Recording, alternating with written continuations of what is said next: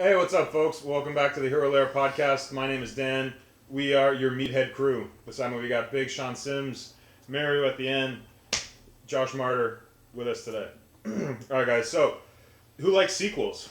I love sequels. 7 Ninja Turtles 3, that was hard. Boing noises in the background. Big sequel news happening today. Some good, some bad, some I probably don't give a shit about. Like Prometheus. Alright, let's start with that one. That one. So, Prometheus 2 was greenlit a while ago. Ridley Scott did say it's going to be his next film. He also said some interesting things, saying how he wanted to distance the Prometheus movies from the Xenomorph. He said maybe around the third or fourth Prometheus movie, maybe he'd start to connect it back to Alien. A couple days ago, the official title for Prometheus 2 was released. Alien Paradise Lost. So I'm not sure what's going on with. To me. Yes. I mean, I know even just from talks from us shooting the shit and whatever. I know I really like Prometheus. I saw its flaws. I really like Prometheus. I know you liked it. I think. Am I right that you two guys didn't like it at all? I'd rather watch Fantastic Four too. You mean Fantastic? Yeah. Fantastic. Wow. 2 and 3. Wow, that hurt my feelings. Oh, you mean the Tim Story with Jessica Alba? No. I mean like this fucking the piece of shit? shitbox movie. I'd rather watch that. Prometheus. Seriously? Yes. Okay. Well, it's about to be a fight. You know what? Because friendships will be lost in a fight. Exactly. It's a 1 hour show. It's a 1 hour show. Get out of my house. For spoilers for anyone that hasn't seen Prometheus, but I'm excited at the end because you have the head of David the android, and I forget the female protagonist's name, but we think that they're taking a new ship and they're going to take off and find the engineered planet. I want to see that. Yeah. And I was okay with because a little bit more of a backstory. The reason I was okay with what Ridley Scott was originally saying, that we weren't going to link up with the Xenomorphs right away and we were going to distance ourselves, was that Neil Blomkamp, director of District 9 and Elysium, and Chappie, Bowen. That's a moment. He's signed on to do Alien 5, which looks, and he's got some concept art that he released on either Instagram or Twitter that looks fucking so cool. And his pitch was to do a continuation from Aliens. So forget like the David Fincher Alien 3 in the prison, forget Alien Resurrection, start from 2, and it looked really, really cool. That seems to be getting pushed. Once they had those two announced, I'm like, okay, this is great. Alien 5 gives us the Alien continuation that we wanted. Prometheus talks about the engineers, great. Now calling Ridley Scott's Prometheus sequel Alien Paradise Lost, I really I don't know. Where do you go with that? I don't know. Two things come to mind. Two things come to mind, and then I'll get your guys' take on it. Right? The new Kong movie was originally going to be called Skull Island. Now they've since changed that to Kong, Skull Island. And when a studio does that, it's specifically just for marketing. Because geeks like us and big movie fans like you guys watching this, we get it. We know what's happening. We know, The Dark Knight is a fucking Batman movie. We don't need to have it spelled out. We get it. But there is movies now, you can't just rely on us that are going to go see it. If you want to hit like the 700, 800 million, you've got to I don't want to say dumb it down because not everyone's into it. They want to watch terminology. Layman terminology. You need to add Kong. Okay, there's a King Kong movie. Skull Island. It's Alien Paradise Lost. Maybe that's the reason. I don't know. What well, the thing is, what I think a lot of us lose, and I lose it all the time, is there's always a new generation coming in to watch movies. There's always kids who are growing older and now have to watch a movie. They haven't seen any of the originals, so you do have to spell it out that it's a Kong movie because they don't understand Skull Island because they haven't seen any of the originals from the 30s, the 60s. It's been redone every decade since. So yeah, you have to spell it out in order to introduce it to a new movie-going audience. Now, still, that doesn't apply to this with Prometheus because he said he wanted to completely distance it and then bring it back. Like, this is a movie for the fans. Like, it's not like Kong can be reintroduced and can be redone for another generation and it's the same story over and over again. So it's just being reinvigorated for a new audience. This is an ongoing storyline. So this changes things up a little bit. So now Aliens Paradise. He wanted to distance himself. Now it looks like he's coming right back to it. The Paradise Lost, I think, is definitely a play on how she was the female protagonist, which I forget her name too, was very religious and still decided to believe in religion, even though they had this proof that we came from these engineers, but she still decided who built them. She says who created our creator. Yeah, who created our creator, and so on and so forth. So it's an interesting storyline from that perspective, and I am glad they're kind of going to go into that further. But the whole alien thing, I don't know. Yeah, strange. Yeah. I think that it's more of a marketing piece. That's what I think too. It'll still go on the Prometheus like lore and track rather than a blend of that xenomorph actual alien continuum. Yeah. What are your thoughts on this? I know you're not excited for a second one, but just where do you think they're going with it? I think with the Aliens Paradise Lost, I think she's just gonna go to the engineer's home planet, and they're gonna realize that it's like destroyed with the weapons that they created, and there's like aliens all over the place, but they're like they took, I guess, the code from the engineers, and they're just gonna be bigger.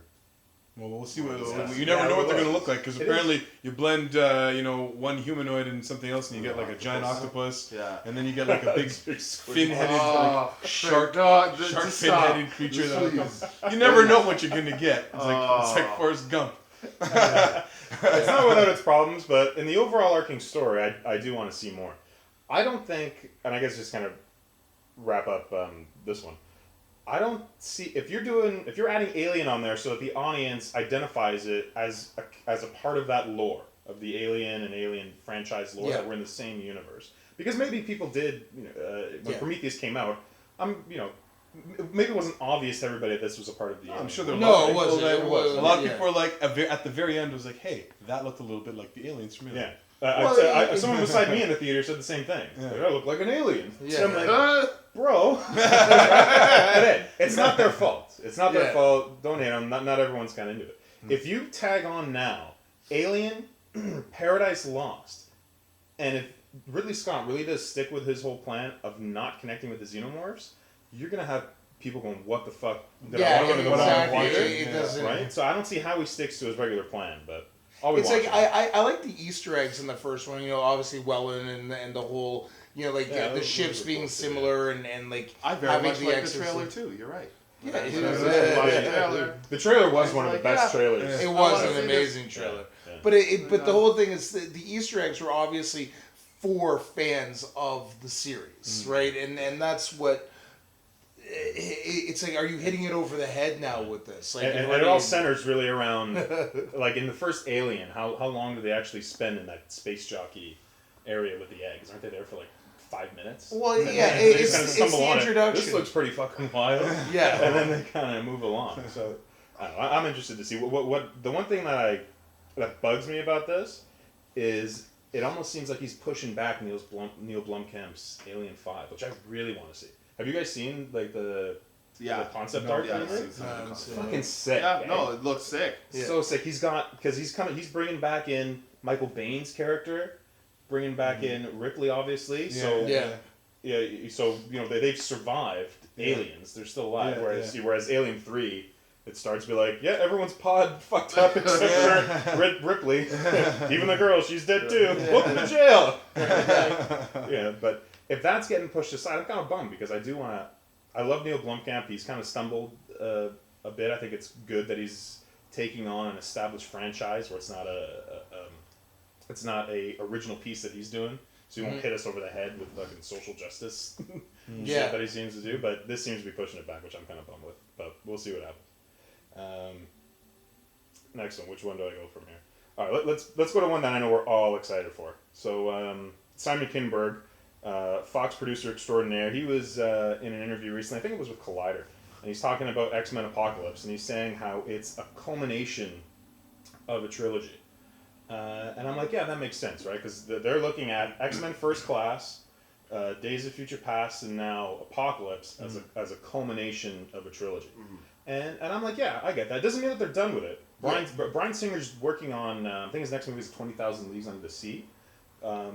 Adaptation, but he was real quick to hit on Twitter or Instagram saying, I'm not done with X-Men. This is my next movie, but I'm coming back to X-Men. Yeah. So by far, it's not the end. He's kind of doing the Chris Nolan thing of, okay, I'm gonna go do Batman Begins. Now I do Prestige. And I'm gonna do Dark Knight. Now I'm gonna do Inception. I'm gonna do that kind of thing, which is a proven model. I think it's kind of good because, which probably means X-Men Apocalypse happens in the 80s. If it's the culmination of a trilogy, are we to assume that once X-Men Apocalypse is done, is it going to go right to present day? Because it doesn't seem like they're going to carry that track. I would say so. I would say that they're gonna get that done, and then you're gonna get like a lot of really rich historical backdrop. You know what I mean? Especially given the character. Yeah, and he's going to be all through the timeline. Yeah, exactly. Guaranteed. Apocalypse. He looks better, man. Did you see the leak? Did you see that? No. I did see, but I don't know what I don't know. We don't know if it's real. Yeah, I don't know if that's relevant. Yeah. Like you know what I mean? Anyways. I don't know what the credentials are there. Anyways, I think that'll give it like a really rich historical piece, and that'll inform the more recent past, which is going to be the 80s. And I think from there that'll be where it stops off, and then they'll take it to like modern day and on after that. Yeah, so no more Sentinel action. What do you think X-Men Apocalypse being the culmination of a X-Men trilogy? I'm not really, aside from like X-Men First Class and Days of Future Past a little bit, not really a fan of the X-Men movies. No, really? That's crazy, huh? And we both love X-Men too. I love these X-Men. ones are all the way back to I just feel X2 like Fox is kind of like really not done well with the franchise. No, they have not. And I'm just, to be honest with you, I'm not too excited to see X-Men Apocalypse, because it's just you see all these like clips and I mean pictures and whatnot, and you get excited, but for some reason when you start watching it, I feel that. Yeah, because it's like you can tell they've been getting better with Days of Future Past and what have you. But they don't tackle it as well as Avengers is being tackled. Yeah, you know what I mean. It's just there's something. There's always been something odd about the X-Men. A lot. They have been getting better, but like look at the Juggernaut. Look at Sabretooth. Both times that they made him. Look at just the characterization often. And you know what? Like the X-Men is a satire of what's going on with race and I don't think they tackle it enough. Yeah. And they've tried. It's been very light. It's been a very light touch on that. Mm-hmm. Yeah. So I don't know. It's different. Like as not being much of like I didn't come from the comics, and like I somewhat captured the TV show when it was on, but like being introduced to X-Men mainly through Bryan Singer, he did do a lot to finally. You guys are fans. You guys are real fans of the X-Men, but he was one of the first to actually take comic book characters seriously in film. Like, no matter how much, did he diverge? Did he lighten some of them? The thing is, you got to remember, there's a lot of characters in X-Men, so you can't fully develop all of them in the time frame of a movie. But he did take it seriously. He did take it seriously, and he moved like the genre forward. If it wasn't for his original X-Men, we wouldn't have it. Right, and I appreciate you can appreciate that, I'm sure, but we're both thinking like he still could have done better with it. Yeah. And you don't have to have Colossus like, hey y'all, my name Colossus. You want to come on my house? Now make myself look, steal. I'm holding a really big TV. I'm really strong. I don't think Daniel Cudmore ever had that many lines. But okay, here's the thing. I agree with what Mario said. Right, he came from a different time where he had to make it grounded so that majority of audiences that were the action thriller audiences would go out and watch it. He did that. Now, I agree with you guys. Yeah, he didn't crush every character. Like the biggest ones that he dropped the ball on in the Bryan Singer movies, and we're not going to talk about X3 Brett Ratner. Fuck that. Right? Okay. On the side where I think he misstepped in the Bryan Singer movies was Cyclops was probably the worst in my mind. Biggest misstep because he was a leader and he turned into such a little bitch. Right? Yeah. We're going to have another shot at that in X-Men Apocalypse because he's recast a younger guy. At least he looked like Cyclops. Yeah. He looked like Cyclops. Yeah. Oh, he did look like him. But he did a great job in that. Kind of screwed that up, right? On the flip side of that, killed Magneto. his Magneto was so true to form, so much that look at it. I do. What? So true to he's on his side. You don't like his Magneto? No way, no. Ian McCullough. Are you Ian McCullough? Magneto? Are you kidding? There's no way. No, I'm not talking about the look of how he looks in the cartoon. I'm talking about where his character motivation comes from and what makes his decisions. He, in the Singer movies, which this is something that Brett Ratner fucked up. Because remember in X3 where Magneto's like, oh, they're just pawns, and he sends them out. Magneto would never do that. In the Singer movies, the mutant people was always number one to Magneto. That's what motivated everything he's always done. That, and they captured what I liked about that was they captured the historical piece, like the camps, the concentration. That was amazing. Yes, that was amazing. Yeah. I love that. And now with Fassbender, he's continuing that. Yeah, so I love that. He gets Magneto. He's delivered on it. Yeah, right? It's not the exact thing of what's in the comic, but he can't always give people that. Right? That's true. It's the essence of the character. There, he hit it on that. But don't get me wrong. I felt X-Men First Class was a breath of fresh air. You know what I mean? Oh yeah, it's so well done. Not a Bryan Singer directed movie. That was Matthew Vaughn. But yeah. Well, I did. Go on. Right there. I thought it was a breath of fresh air. Too. I like but it's just with I just if they tackled the issues that they would, because you gotta understand, it's like X-Men is like, all these people hate me. Yeah. And I think, why should I help these people with my gifts? Yeah. You know what I mean? And I think everybody who works a job where it's customer service, or you're helping, everybody understands that. It's like, why should I care about these people when they don't give a shit about me? Mm-hmm. You know what I mean? And then it's dealing with the powers and how, they can't, they can't have normal lives with just be able to have a relationship and be.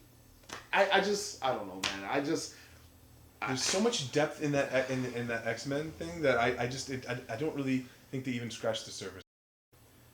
All right, so if this is, whether we like the past X-Men movies or not, this is going to be a culmination, so we got to think there's going to be probably another fresh start.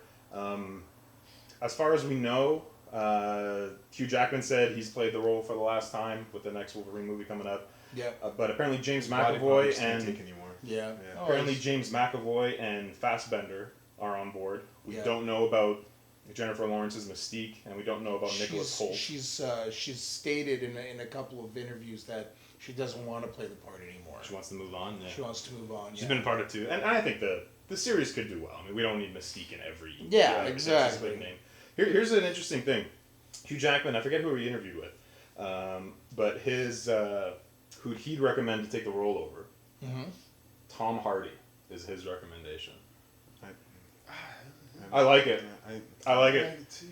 I think it's right. Now, obviously, you get in a situation with casting things of like, hey, here's a fucking badass actor. Here's a badass character. Right? Yeah. It's good, but I like the Tom Hardy aspect of it. I mean, he's crazy enough in real life, dedicated enough to the role. I think he could bring something really, really different. Like, have you seen him with Tom Hardy and Bronson? Yes. Yeah. That's definitely good. Absolutely nuts. A guy that's tormented, who's been through war after war after war. Oh, crap. He could probably really bring Berserker. I just feel as though there's so many actors out there that you can find someone that would just capture just a bit more. You know what I mean? Like, I'm not saying that he would do a bad job, but like when you you do this thing where you cast someone, he's already Bane in comic book world. Yeah, like Mad Max. You know what I mean? Yeah, but especially in the comics, he's Bane. Yeah, he's nailed Bane, that character you know what I mean? so well. Like, I can't picture different him. universe. I can't picture. But it's still. I know, but it's still. He'd be blocking the opposite parts of his face. Bane, he had this. Hopefully they bring the headgear, so it's totally different. Like, I can't picture Tom Hardy with like Wolverine, like mutton chops and everything. But I could picture him as Old Man Logan. Like short, gray hair, like in the future. Yeah, like I could see that. Yeah. It's not that I don't think he'd do a good job. I think he's a great actor. Yeah. Physically, he'll get himself in shape. We'll know he'll HG again, and get himself. Whoa! Allegedly. I don't know. Allegedly. Laura's fingers are getting bigger for some reason. I think that he'll put himself into shape. he'll do the role justice. But there's so many actors that I think that could capture that a little bit better that are not necessarily as well known. Mel Gibson's too old, man. He can't do it. Otherwise, he would have been. Oh yeah, that 90s Mel Gibson. Yeah, the 90s Mel Gibson. Crazy. Harry. 5'4". You know what? They wanted if they really played a Wolverine, like, you know, kind of old man-ish. Yeah. They could. Yeah. Because, I mean, he still has that build. Yeah. Oh, And, man. He was just friggin'... I mean, and his bitterness just exudes. But then the anti-Semitic tone. He's like... I don't know. Well, he did live through the war. Yeah, it's true. Probably a little racism. But he did fall in love with Storm. That she was black. Yeah, that's true. So... George Washington. That's a deleted scene from. I don't know if they threw it in the Rogue cut of Days of Future Past. Well, I haven't seen that yet. There's a deleted scene where before Wolverine they do the consciousness time travel thing. Yes, where he has I saw moment, that. He has a I moment saw with that. Storm. It didn't make the theatrical cut, but it was. I haven't seen the Rogue cut, but apparently it's like an extra 20 some odd minutes, maybe half an hour, and there's like an entire action sequence where they have to go and they try to break out Rogue because they need her to take over for Kitty Pryde. Yeah. Because she can just absorb the power and stuff. Yeah. But that's why, you know, Rogue barely ended up in the theatrical cut. Oh, okay. Anyway, it makes sense to me that it's a culmination of a trilogy. I'm hoping they come back in to real time. And then, you know, hopefully we get Deadpool in some of these new movies. And I want Cable, too. I mean, we got to get Cable. That dude from whatever his name is from Avatar. Yeah. Oh my God! Like you mentioned before. That is the flawless Cable right there. Yeah, he looks the part. Yeah, but I don't think you're not alone in thinking that. I think that would be someone else. Who would be? And better than Bishop. I didn't like. Yeah. Bishop was such a waste of a part. I know. You know, like, the guy barely said. I gotta say, black people everywhere were like, man, when Bishop comes out, can't wait for Bishop. There he was. He was an extra. Yeah, pretty much. Well, we're gonna move from still on sequels, guys. Plenty more sequel stuff to talk from. We're moving from mutants now to giant robots. Pacific Rim 2 was greenlit. I thought there was a Wild Wild West sequel for a second. Right. Pacific Rim 2 was originally greenlit. It was gonna start filming in Toronto, like late in the fall, maybe winter. Yeah. It's now been indefinitely delayed. Guillermo del Toro's been adamant saying, "Oh, we're still working on it. It'll happen. I don't know. I hope it does because I got Pacific Rim on my shelf. I like it for what it is. I had a good time in IMAX 3D watching when they were actually in the robots fighting, when they were in the Jaegers fighting. All the other stuff I could have just fast forwarded through. But it just barely cracked 400 million at the box office worldwide, and only because it did really well in China. Yeah, go figure. Okay. Well, anyway, with Dance Revolution, Japan must have been done well in Japan too. But only off of the international box office did it cross that. Now, normally that's enough to greenlight it, and you think, okay, well that's a decent amount, but the production budget on this was so high. I think it was over 200 million to make the first one. Plus you tack on like marketing and everything else. Those margins shrink. Yeah. So I'm not surprised that it got delayed, but I am disappointed. You disappointed? No, I enjoyed it. Yeah. I think with giant robots, I'm a stickler because I kind of like cockpits. Kind of like one person. Yeah. You didn't like them on their tandem elliptical? You know what I mean? Like the tandem elliptical. Like Mobile Suit Gundam. This kind of turned me off. I'm waiting for it. I thought they weren't going to use like the whole. They weren't going to call it Pacific Rim 2. They had some really cool name for it, and I was like, yeah, I'll watch it. I mean, it is what it is. I feel it's like, you know, Pacific Rim is like the filler in between June and August when you're waiting for one big blockbuster movie to the other. And like, I'll watch this. You know what I mean? So, keep going. Yeah. Keep it going. I mean, the first one was a movie that was meant to be watched in theaters. Yeah. And it totally was that. Like, it's one of those, like, I'll take it if it happens, and I'll leave if it doesn't. It really, it doesn't affect me one way or another. It was a good, you know, explosion, big robot, a lot of smashing, a lot of nice effects, but like the story itself never captured me. It's like what the storyline in the old Godzilla movies. Yeah, exactly. Interesting mythology, just enough to let's go and fight. What I really liked though was that like the prologue was pretty much movie one. So like we didn't need to watch the origin story of all this shit. They just handled it all in the prologue, and then we just got almost right to movie 2 right away. Right? Which was good. I just get to the fighting. We don't need to see the big build up of the design and. I like it because tell us in the first 5 minutes. I like it because it forces Power Rangers that's going to come out next year to step this damn game up. That's true. Yeah. Because, and also that Power Rangers short little movie that somebody else made and Bandai got pissed off. Yeah. So I'm kind of more excited to see Power Rangers. Well, yeah, but they would have to.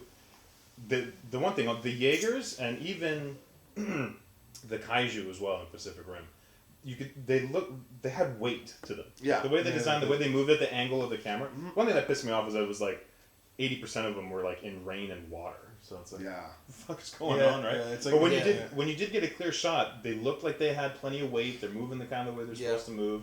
They didn't, because sometimes if the CGI is really bad, they're just things just hopping around. Like it's supposed to be 400 pounds. Exactly. Like they don't have the impetus. 4,000 pounds. They don't have the impetus that they're supposed to. Sometimes, like when something's really big, like they don't move in the same frame as we do in certain that kind of time. So if our leg takes that long to move, theirs should be like. Right? And they did that. And exactly. And I thought they captured that. They captured that really well. Here's one thing. The AT-ATs. Another. That was stop motion. But that was stop motion, but they actually they timed it properly, where they added weight to it, and it's like, and that's a framing thing, right? And you're right, it was stop motion, but they did frame it, where they actually like you.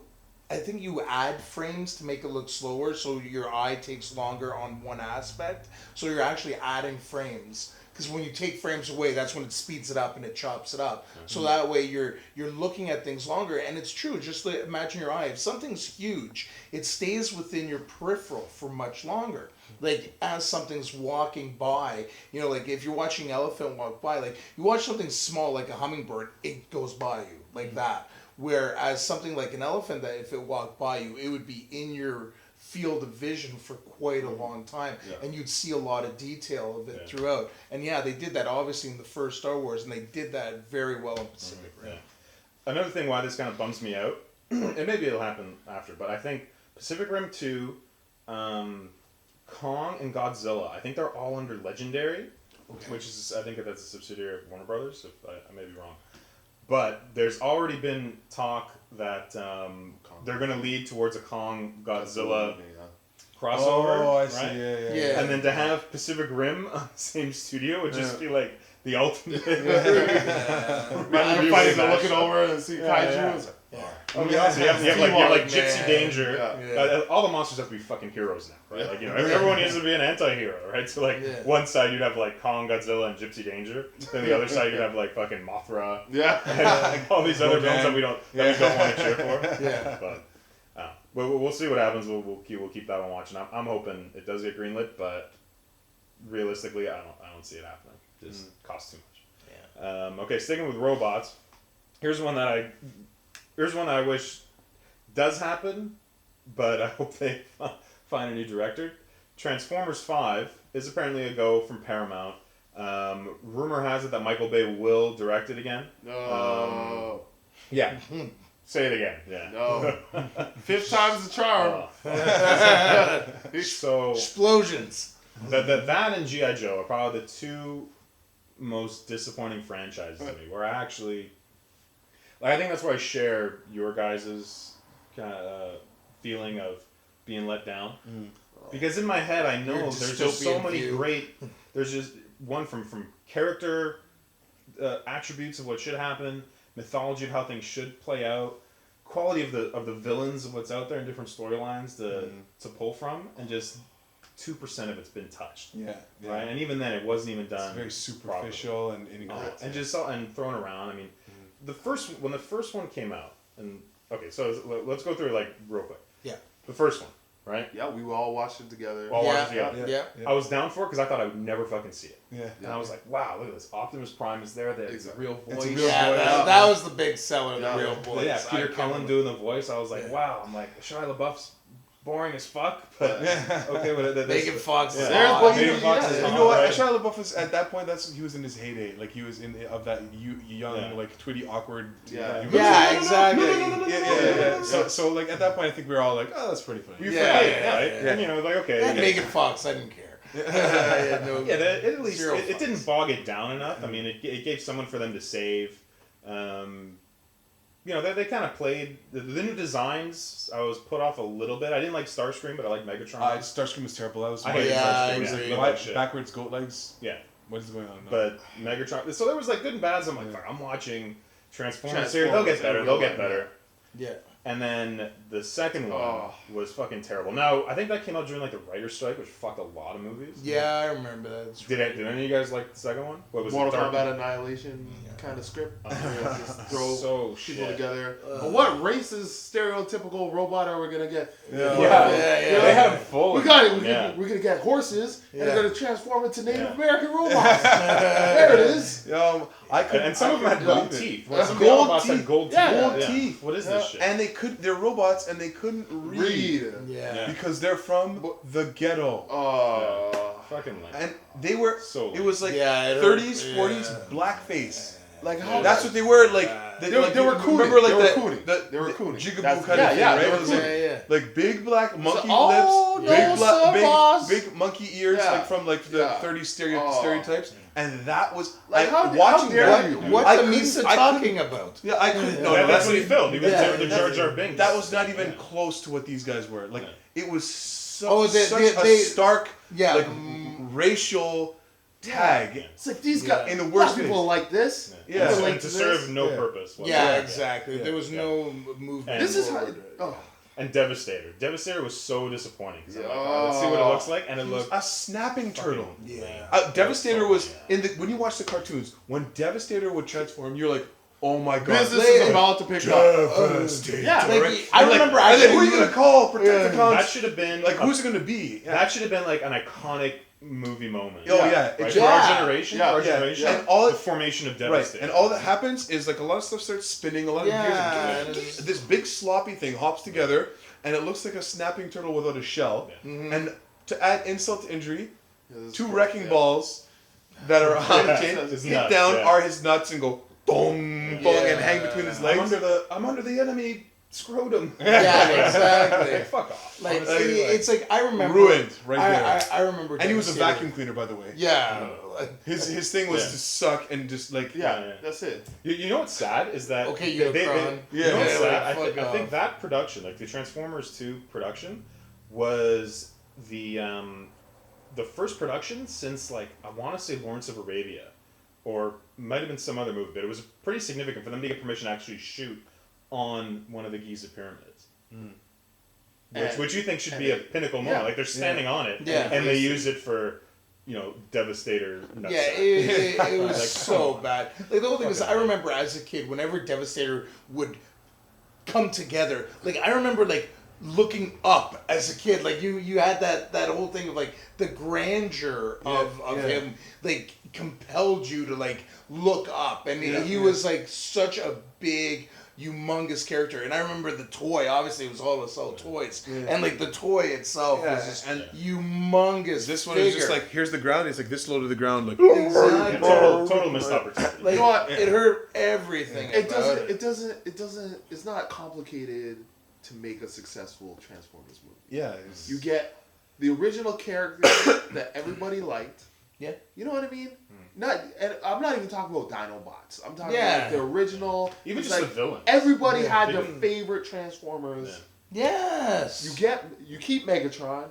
You definitely have to have Starscream. And then for the Autobots, it's just a ragtag group, and the storyline is from, them touching down on Earth to Unicron. Yeah. And that's it. That's it. No racist Autobots and all this. I know what you want to say. Autobot. Yeah. Not anything else, bot. It kind of improved, and you know what? I enjoyed number 3. I mean, I enjoyed it because I was expecting it to be terrible, but I'm like, this is alright, because the action was kind of quick. They tied it with a cool historical premise of the moon landing. Yeah. I'm like, oh, this is alright. What they did with Soundwave, that kind of makes sense, and you know, they did. There were some stupid parts too, like you know but I think Ravage was in there, and Laserbeak. I'm like, okay, that's you know kind of it fit the design style of what the Decepticons were, so I got kind of a kick out of that. But there was plenty of action. They got back to like the urban action, killing everybody, and there was a cool twist with I want to say Alpha Trion, but it's not his name. It's like Sentinel Prime. No, right? Yeah, Sentinel Prime. Yeah. There was a cool little twist, and that reminded me of Alpha Trion, like the legacy of the Primes. I'm like, oh, that's kind of cool. Build on that. The Matrix. So I was like, okay, this was alright. I at least enjoyed my time in theater. And the 3D looked fucking amazing. I remember that. I think we went to watch that, and it was the first Transformers in 3D. I'm like, this looks fucking... This is actually worthwhile checking it out. Excited for number 4. The trailer got me. Yeah. And fuck, what a piece of shit. Oh my god. Absolutely. Just at one point, I'm watching there, and the movie just kept going. It was forever, and I was just like, "What the fuck am I watching?" I just started laughing. I remember seeing back. Went take a piss, come back, and I'm still. It didn't impact me. And by the way, that never. When we see movies, none of us go to the bathroom. I don't how bad do. When we watch a movie like that, we never go. For him to have gone to the bathroom is huge. And I remember thinking the same thing when I saw Optimus Prime riding Dinobot. Grimlock. Do they even call him Grimlock? No, they don't even call him. Do they? No, I don't think they. Anyway, I don't think. Anyways, he's riding him, and he's Optimus Prime has a certain personality that everyone admires, right? Yes. Like as a kid, a lot of us looked up to Optimus Prime. Yeah. He was my TV dad. He was iconic. Right? Bill Cosby and... So, you have Optimus Prime is riding Grimlock, and you're like, rah, rah, rah, slashing at things, and all of a sudden he just leaps off and does like 2 front flips, and he's like, I will slaughter you. Yeah. Who is this? When did he ever say that? What? Who is this character? It's like when he found out Bill Cosby is just dropping drinks at people. It's like, Bill? That's not a Bill Cosby. Who's pulling the hot Cosby? Bill Cosby, I know, is making pasta in his little pot. I put something in the pudding. I put something in the pudding pot that makes my pudding is going to pop. Well, we'll see what Transformers 5 has in store for us, but my confidence is just... My confidence is shot, because 4 was just so bad, and I know they're going to have some great trailer, and they're going to set it up, and so there's like some background of what sounded cool, but I don't know if I'll believe it or not. So Paramount got together this writer's room of a pretty broad spectrum of creative people from Hollywood. The 2 that really stood out to me was Robert Kirkman, who's the creator of The Walking Dead, and Stephen DeKnight, who's worked on the Spartacus TV show, which I really liked, and first season of Daredevil.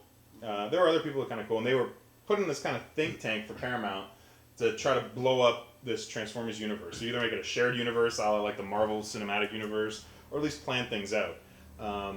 Apparently that whole thing's been disbanded because they did their job, apparently. I think it was Spielberg that said that they got movie ideas and pitches for the next like 5 that they could do. Mm-hmm. What they announced though was that Transformers 5 is a go, and that they're going to do an animated prequel which will take place kind of on Cybertron. As far as like the main movie goes, I just don't know where they take it from. Where they take it from now. They've killed reboots. But this was supposed to be. Oh, and apparently Mark Wahlberg rumored to be attached. Michael Bay rumored to return. I mean, I would just like to see.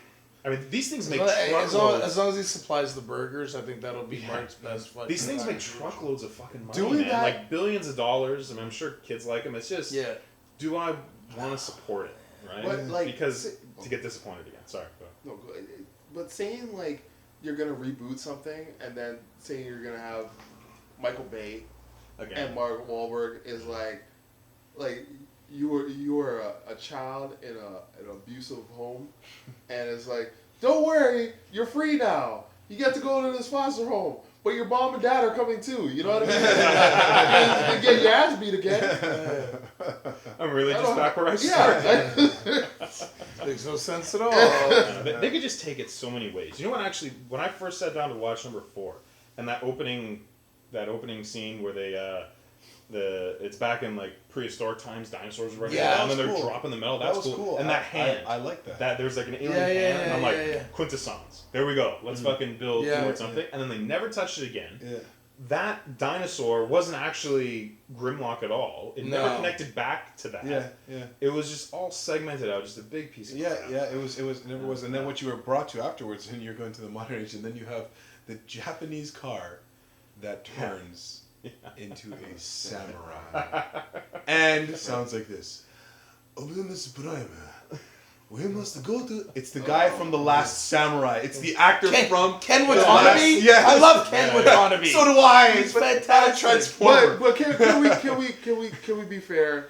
Yeah. The first movie, when Jazz appeared, he was kind of... was cracking little bitches. He was kind but he was kind of cool too. At least, you know, in terms of degree, if here's like the something bots, they're there. Yeah. Out there, and he was like over here. I mean, there are episodes. I think even like the Transformers movie, the animated movie where Jazz breakdances and he's always pumping jazz. Like that's at least. But that's his character. Like his character is like he's a sport car, whatever. That was fine. Yeah. But I mean, he's a hip hop. Yeah, but when the Japanese car transforms and has like the samurai helmet and the moon, and not even a robot face, it's a person's face that's blue-eyed. Where the fuck did that come from? Yeah. They started giving him all these metal lips and shit like that. They went way too far. And then there was the other guy who actually had like part of his fender turns into a trench coat. He's almost like a Jason Statham. What fucking material is going on, man? Just such a waste of time. Do it like this. You're right about Transformers Prime though. Badass. Yeah. Like 5 episodes in, really, really good. I'm liking it. Yeah. Watch the show, man. I'm telling you. We'll see what it has in store for us if Michael Bay's back. I don't know. I'll need you guys to drag me there. We'll do a reaction. Yeah, we'll see. We got a druggie like B.A. Baracus going on. Where am I? No! It's like Clockwork Orange. I've not seen this movie. All right. Okay, so we are in the fall season, which means new television shows are starting up. Me and Mario checked out the 2-hour premiere of Heroes Reborn. Yeah. Did you do any backtracking at all? Because I know all of Heroes is on Netflix. I kind of watched it more recently. So like I'm still really like up on it, and I actually watched I've watched the series twice through,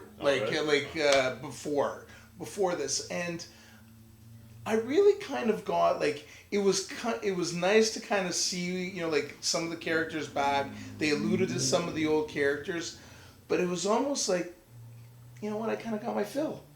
I got my fill. It was just like they have Entourage was finished and they brought back the movie and I was like, hey, it was good. It was good to see the guys, good to see where everybody was. Yeah. I'm good now. I'm good, you know what I mean? And it was like, that's like, I don't know if I could get right back into a whole other storyline. It seems to be like Heroes, we were talking about X-Men earlier. It tackles a lot of the same types of issues. Here's a band of people, they call them Evos in here for, evolved. And obviously the general population doesn't like them. There's some conflict between Evos and regular people, and are these people's powers something that should be controlled or something that should be let free? And the same idea as X-Men and that whole era and world.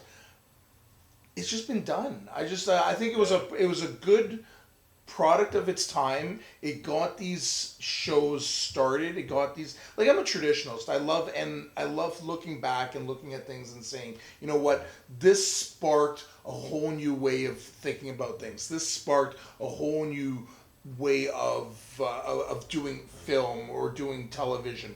And like The Sopranos. Yeah, The Sopranos was that. But you found it's done. Exactly, but it's done. That all you guys watched it. first season. Yeah, save the cheerleader, save the world. Man. Yeah, that was huge. That first season, right up to then was huge. One and two. 1 and 2 were pretty. Two was one was great. 2 was decent. Yeah. And then 3, right? I think it was Writer's Strike. Yeah, as well. I stopped. Yeah. It was just terrible. It was just terrible because they started going back in time. Yeah. Yeah, absolutely. Yeah. After that, I really kind of fell off because it just. Yeah. But the first season really did such a good job of a new mythology. Yes. Yeah. It's something new, a new mythology, a new type of world building. The way they connect them all together, every time it hit a cliffhanger ending, you wanted to come back. It's that same. It had that same. Though I liken it to the same appeal that Lost had when Lost, an episode of Lost would finish. And boom, and you're like, wow, okay, what happens next? I didn't feel that. You're right. Which fit the era. Yeah. I'm with you though. Watching the 2 hours, I was waiting for that same sort of feel. Yeah. And it doesn't come. Already, you're into like 5 different storylines. And right now I don't give a fuck about any of these. Yeah. But it starts off at the beginning, and then it has that element of network cheese where someone had it where now have like some of the best shows that I like watching are either cable shows and HBO or Netflix where they don't have to cater to the mass audiences. They don't have to hit a certain viewership number in order to keep that primetime spot. Yeah.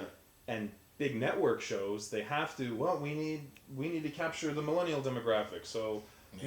Give some teen angst to the kid. We have to capture this, and it sprinkles it, and it has like a cheese factor to it. Right? We're like, okay, well, or like a force-fed factor. Exactly, yeah. And I'm like, okay, so I'm not getting. And that was something season 1 I thought didn't have back in the year. It was like such a gritty, different type of tale of everyone discovering these powers. Just one of the great origin stories I have. I think that it very much has the feel of when you read one of those great indie. Novels like Indian graphic novels like Rising Stars or one-offs like Watchmen or one-offs like Preacher. It had those exactly. It had 100 bullets. It had like that kind of feel to it, and then you just fell off the end there. The one thing that I'm hoping for is apparently it's just a 13 episode season, so there's hope they're not going to do the whole filler of 24 episodes like typical network shows. 13 episodes. I'm hoping they're kind of tight, and it picks up. I'm gonna. It's going to keep my attention. I'm going to keep watching. But I do hope it gets back. I was kind of left like, all right. Yeah, it didn't. Yeah, I wasn't back to that. You're right, though. The first season was so gripping. And the plot points and the cliffhanger endings. And again, the tagline of Save the Church. And it was everywhere. It was a seasonal tag. Like the arch went through the whole season. Where, now it's like, here we are with... You're right. 5 different storylines. You're going 100 miles an hour, and you don't know where to look. You have and none of the original good characters that you had all the sympathy for are there. They're all gone. So some of them will come back. Like the Horner and Glasses guy, he's in it, and from trailers we know that Hero is back and he has his sword. So, but there's no like. Yeah, the cheerleader's not there. Siler's not there. Yeah, they can't help but escape that. They messed up with that mythology in terms of all that the whole back in time thing. They can't take it back, so he has to have his sword now. I probably watched like 2-3 episodes, so I didn't watch the second season. I'm just talking about the first. Yeah, no, that's what I'm saying. I probably watched 2-3 episodes. So I can't even. Yeah, that's what we checked out. What have you been watching lately? I started. Okay, you guys are gonna laugh, but. You know what's a freaking hilarious show? First episode, Muppets. I don't know if you guys Muppets is fantastic. Oh my god! I heard about this. So it's back? Yeah. But it's like the Muppet Show, but it's not the Muppet Show. It's like Miss Piggy has her own talk show. Yeah. And Kermit is like producer, and like the rest of the Muppets are like working on the show, and. But they do like a kind of mockumentary, kind of like like The Office or so it's like they'll ask people off to the side what's going on, and then they'll make their comments and whatever, right? And then they'll continue on with the show. But it's kind of adult because there's so many Kermit broke up with Miss Piggy and I was dating this new pig. And he's like, what can I say? He's saying what pigs. He likes when pig. He's like, what can I say? I like pigs. Yeah, exactly. And then like Fozzie's going out with like this blonde hair, blue-eyed, white woman, and like so he's going to dinner for the first time, and it's like, look who's coming to dinner. It's like Ted. Yeah, no, but it's like guess who's coming to dinner, and he's meeting the parents, and he's like, they cook salmon, and he's like, like Mrs. Smith, this salmon's amazing, and the dad's like, what a surprise, they like salmon. I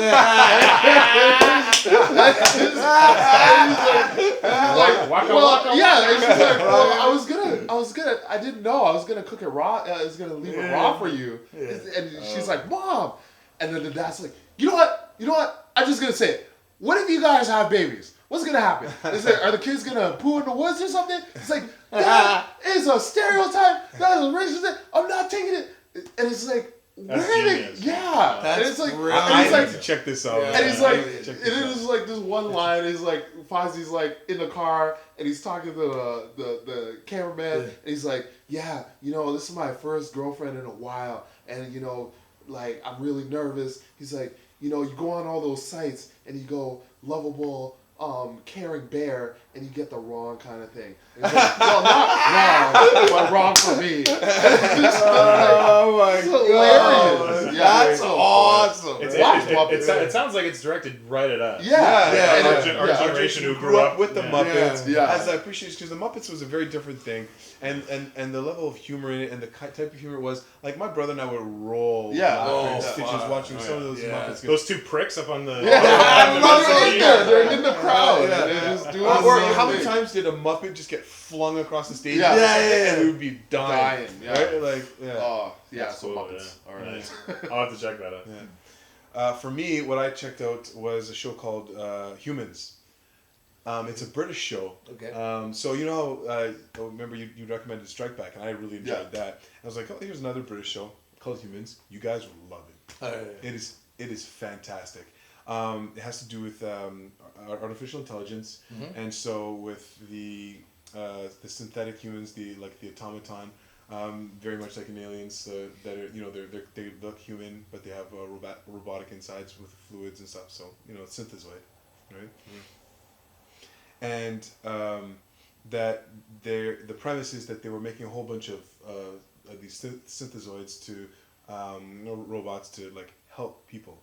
Okay, these there were two main creators, and one of them kind of goes off on this path where he's really searching for true sentience, and they don't want it. They all go against him, and he just goes off and becomes a recluse somewhere. And he actually does it, and he makes this program, and it's about these 4 or 5 like truly sentient beings that are kind of hiding amongst the rest of the android, the populace, right, which are like just human servants. They live in homes and stuff like that. Yeah. And then there are these 5 sentients that one of them is placed in a home. It's just really, it has like, again, like we talked about that Elysium kind of feel. A little iRobot for sure. It has more of that Elysium feel. Okay. It really does. It's really, really, really very strong piece, very interesting, keeps you grounded, it'll keep you going. I think you guys would really like it. Check it out. Humans. Is this the first season of it? It was one season. I think it was late 2014 or early 2015, I can't remember. But but a first show, cool. Very good. Very good. Cool, man. We're running out of time. We just got time for our just for one mailbag question. So this one comes from subscriber Teresha Jones. She asked, I got a question for you guys. I've been hearing that they want to reboot the Mortal Kombat movie. What are your guys' thoughts on that? So a little bit of backstory. Furious 7 director James Wan, he's apparently on board to produce. I don't think we have a director yet, but that's at least, there's a producer attached to it. He's working on it. Who'd be down for Mortal Kombat reboot? I'm prepared for it. Yeah, I think it's great. Yeah. You get the right mind behind it, at least it'll be good. Mm-hmm. Yeah, there's a really good YouTube series. I think it's Mortal Kombat Legacy, and it was amazing. It was a different director than who you just said, but I think he wanted to do this miniseries to try and reboot it, and I think he would be a perfect director. Yeah, he would be.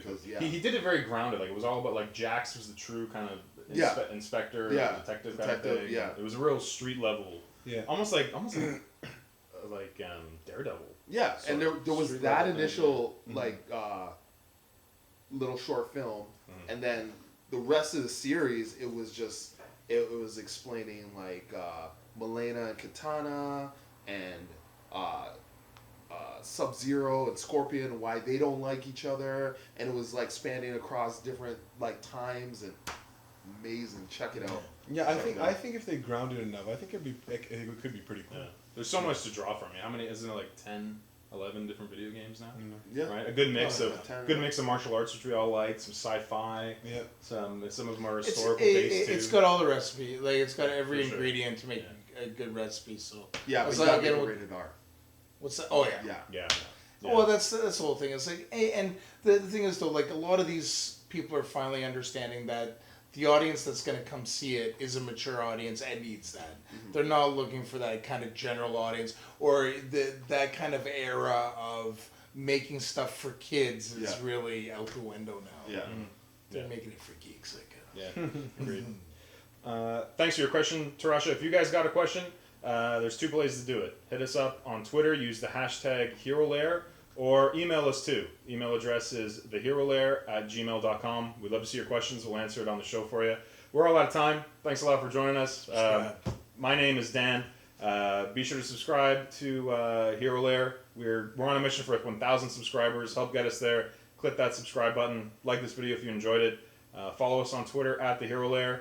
You can follow me @DanPhilippeDF. Mario, where can the people find you? Mario Hammerall @Mario Hammerall. JoshuaMartyr.com. Twitter @BigSims, big_Sims, and Instagram Simplicity. All right, guys. Thanks again. We'll be back with you real soon. Thanks, Bye. guys. Later.